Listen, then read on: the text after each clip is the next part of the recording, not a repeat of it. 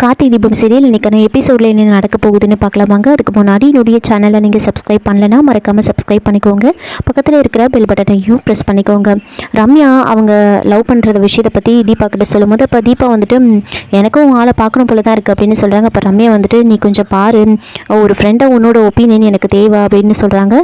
சரி நம்ம உடனே போய் பார்க்கலாம் அப்படின்னு ரம்யாவும் தீபாவும் அங்கேருந்து போக இதை பார்த்துட்டு இருந்த ஐஸ்வர்யா வந்துட்டு ஒருவேளை ரம்யா லவ் பண்ணுற அந்த பையன் வந்து கார்த்திகா இருக்குமோ, அப்படி இருந்தால் ரொம்ப நல்லாயிருக்கும், பிரச்சனை அப்போ தான் இன்னும் சூடு பிடிக்கும் அப்படின்னு வந்து ஐஸ்வர்யா யோசிச்சுட்டு இருக்காங்க. சரி இதை நம்ம கண்டுபிடிச்சே ஆகணும், பின்னாடியே ஃபாலோ பண்ணிட்டு போவோம் அப்படின்னு ஐஸ்வர்யாவும் வந்து அவங்க பின்னாடி வந்து போயிட்டுருக்காங்க. ரம்யாவும் தீபாவும் அங்கே போயிடுவாங்க. அங்கே போயிட்டு அந்த கம்பெனிலாம் பார்த்துட்டு பரவாயில்ல பெரிய ஃபேக்ட்ரியாக தான் இருக்குது, இதெல்லாம் மேனேஜ் பண்ணுறதுக்கு ஒரு தனி திறமை வேணும், அதுவும் கிட்டே இருக்குது அப்படிலாம் பேசிகிட்டு இருக்க. என்னடி ஆளை பார்க்க வந்துட்டு இதெல்லாம் பற்றி பேசிகிட்டு இருக்க வா அப்படின்னு சொல்லி நேராக போகிறாங்க. ஐஸ்வர்யா பின்னாடியே வந்துட்டு இருக்காங்க. செக்யூரிட்டி வந்துட்டு கேட்குறாங்க யார் மாணி அப்படின்னு கேட்க அப்போ ஐஸ்வர்யா வந்துட்டு நான் ரம்யா மேடமை பார்க்கணும் அப்படின்னு சொல்ல அப்பாயின்மெண்ட் இருக்கா அப்படின்னு கேட்குறாங்க. ஐஸ்வர்யா அதெல்லாம் இல்லை அப்படின்னு சொல்ல அப்படின்னா வந்து பார்க்க முடியாது அப்படின்னு சொல்கிறாங்க. உடனே ஐஸ்வர்யா வந்துட்டு கொஞ்சம் பணத்தை எடுத்து செக்யூரிட்டி கிட்ட கொடுக்குறாங்க. கொடுத்ததுமே வந்துட்டு ஐஸ்வர்யா சொல்கிறாங்க இப்போ பார்க்கலாம்ல அப்படின்னு சொல்ல தாராளமாக பார்க்கலாம் போங்க அப்படின்னு சொல்ல ஐஸ்வர்யா பின்னாடியே வந்து போயிட்டுருக்காங்க. அப்போது ரம்யாவும் தீபா வந்துட்டு நேராக கார்த்திக் ஒர்க் பண்ணுற அந்த இடத்துல போய் நிற்கிறாங்க. ஆனால் அதுக்கு முன்னாடியே வந்துட்டு கார்த்திக் வந்து டீ குடிக்கிறதுக்காக அங்கேருந்து போயிட்டுருப்பாரு. அங்கே வந்து பார்த்துட்டு எப்போவுமே இங்கே தான் ஒர்க் பண்ணுவார், இப்போ எங்கே போனாருன்னு தெரியல, சரி வா நம்ம உள்ளே போயிட்டு வெயிட் பண்ணலாம், கொஞ்சம் நேரத்தில் எப்படியும் இங்கே தான் வருவார் அப்படின்னு சொல்லிட்டு இருக்காங்க. தீபாவும் ரம்யாவும் உள்ளே போயிட்டு கேபினில் வெயிட் பண்ணிகிட்ருப்பாங்க.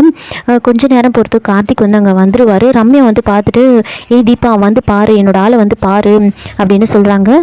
ஐஸ்வர்யா வந்து தூரத்துலேருந்து பார்த்துட்ருப்பாங்க. அப்போது ரம்யா லவ் பண்ணுற பையன் வந்து கார்த்தி தான் கன்ஃபார்ம் ஆகிடுச்சு அப்படின்னு பார்த்துட்ருக்காங்க. அதுக்கப்புறமா தீபா வந்து கூப்பிடுறாங்க. தீபா வந்து எந்திரிச்சு வராங்க. தீபா வந்து பார்க்கும்போது கரெக்டாக கார்த்திக் அங்கே போயிட்டு வேற ஒருத்தவங்க வந்து நின்றுட்டுருப்பாங்க. ரம்யா வந்து வெக்கப்பட்டுக்கிட்டு குனிஞ்சிக்கிட்டு சிரிச்சிட்ருப்பாங்க.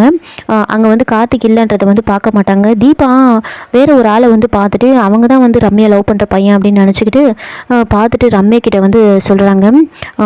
ரம்யா வந்து கேட்குறாங்க எப்படி இருக்காரு என் ஆள் அப்படின்னு கேட்க நல்லா தான் இருக்காரு, டபுள் ஓகே அப்படின்லாம் வந்து தீபா வந்து சொல்கிறாங்க. சரி உடனே வந்து உன் லவ் வந்து அவர்கிட்ட சொல்லிவிடு அப்படின்னு சொல்ல அதுக்கு ரம்யா வந்துட்டு எனக்கு சொல்கிறதுக்கு ஒரு மாதிரி இருக்குது அப்படின்னு சொல்கிறாங்க. அதுக்கு தீபா வந்துட்டு சரி இல்லைன்னா உங்கள் அப்பா கிட்ட சொல்லு அப்படின்னு சொல்கிறாங்க. அதுக்கு எனக்கு என்னன்னு தெரியல, எனக்கு ஒரு மாதிரி இருக்குது, இந்த மாதிரிலாம் வந்து இது மாதிரிலாம் பண்ணணும்னு நினச்சாலே ஒரு மாதிரி இருக்குது அப்படின்னு ரம்யா சொல்லிட்டு இருக்காங்க. சரி முதல்ல நீ அவர்கிட்ட இந்த விஷயத்த சொல்லு அப்படின்னு சொல்லிட்டு தீபா அங்கேருந்து கிளம்புறாங்க. அப்போ ஐஸ்வர்யா யோசிக்கிறாங்க என்ன இது ரம்யா லவ் பண்ணுற பையன் வந்து கார்த்தி, ஆனால் தீபா வேறு ஒரு ஆளை பார்த்துட்டு அது வேற ஒரு ஆளுன்னு நினச்சிக்கிட்டு வந்து இவகிட்ட பேசிகிட்டு இருக்காளே அப்படின்லாம் வந்து யோசிச்சுட்டு இருக்காங்க. ஐஸ்வர்யா இந்த விஷயத்த வந்து நம்ம உடனே வந்து ரியா கிட்ட சொல்லணும் அப்படின்னு வந்து ரியாவுக்கு கால் பண்ணி ஒரு இடத்துக்கு வந்து வர சொல்கிறாங்க. ரியா கிட்ட வந்து நடந்த மொத்த விஷயத்தையும் சொல்கிறாங்க. அதை கேட்டு ரியா வந்து ரொம்ப சந்தோஷப்படுறாங்க. அப்போது ஆனால் தெரிஞ்சோ தெரியாமலோ வந்து கார்த்திக் அந்த கம்பெனிக்கு அனுப்புனார். ஆனால் அது நமக்கே சாதகமாக வந்துருச்சு, இப்போ இதை வச்சே வந்து பெரிய விஷயமா ஆக்கிட வேண்டியது தான் அப்படின்னு வந்து சொல்கிறாங்க.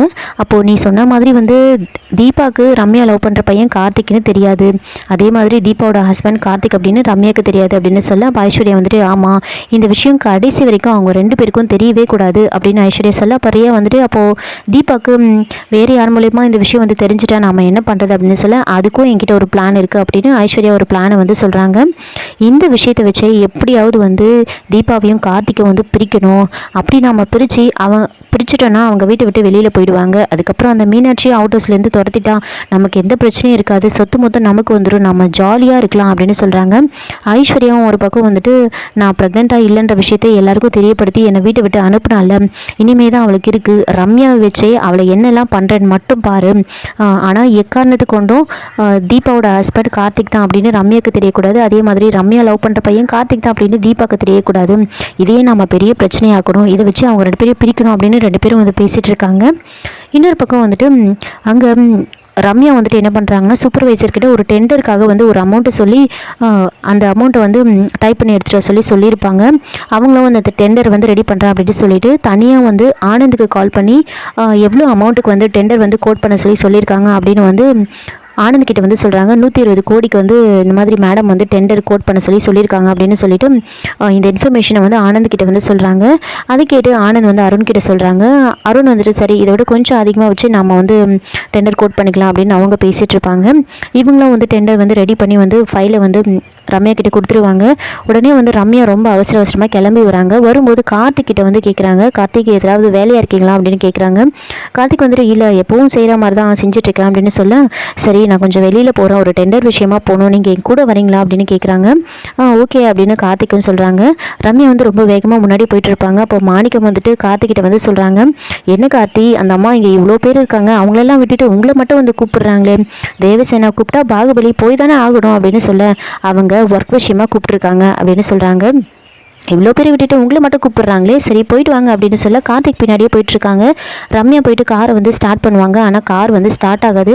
அதுலேயே வந்து ரம்யா டென்ஷன் ஆகிடுவாங்க. என்ன இது கரெக்டாக நேரம் பார்த்து நம்மளை வந்து சொதப்புதே அப்படின்னு வந்து யோசிச்சுக்கிட்டு காரை விட்டு இறங்கி நின்றுட்டு இருப்பாங்க. அப்போ கார்த்திக் வராங்க. என்னாச்சு அப்படின்னு கேட்க, கார் இப்போ தான் ஸ்டார்ட் ஆகலை, நான் உடனே போய் ஆகணும், டெண்டர் விஷயம் அப்படின்னு சொல்ல, அப்போது ரம்யா வந்துட்டு என்ன பண்ணுறாங்க, கார்த்திக் என்னை கொஞ்சம் பைக்கில் கூட்டிகிட்டு போகிறீங்களா அப்படின்னு கேட்க, உங்களுக்கு பைக்கில் போகிறது ஓகேவா அப்படின்னு கேட்குறாங்க. அதெல்லாம் ஓகே தான், எனக்கு இப்போ டெண்டர் தான் முக்கியம், 10 நிமிஷத்தில் நாம் அங்கே இருக்கணும் அப்படின்னு சொல்கிறாங்க. சரி கார்த்திக் வந்துட்டு ரம்யா வந்து பைக்கில் கூட்டிகிட்டு போகிறாங்க. எந்த இடம் அப்படின்னு கேட்டு கார்த்திக் வந்து போயிட்டுருக்காங்க. அப்போது தீபாவோட ஃப்ரெண்டு அந்த இடத்துல வந்து நின்றுட்டுருப்பாங்க. தீபாவோட ஃப்ரெண்டு வந்து கார்த்திகை பார்த்த உடனே இந்த விஷயத்த உடனே தீபா கிட்ட வந்து சொல்கிறாங்க. அது கேட்டு தீபா வந்து ரொம்ப சோகமாயிடுறாங்க. இதோட இந்த எபிசோட வந்து முடிச்சிருக்காங்க. என்னோட ரிவ்யூ பிடிச்சிருந்தா லைக் பண்ணுங்கள், மறக்காமல் சப்ஸ்கிரைப் பண்ணுங்கள். தேங்க்யூ.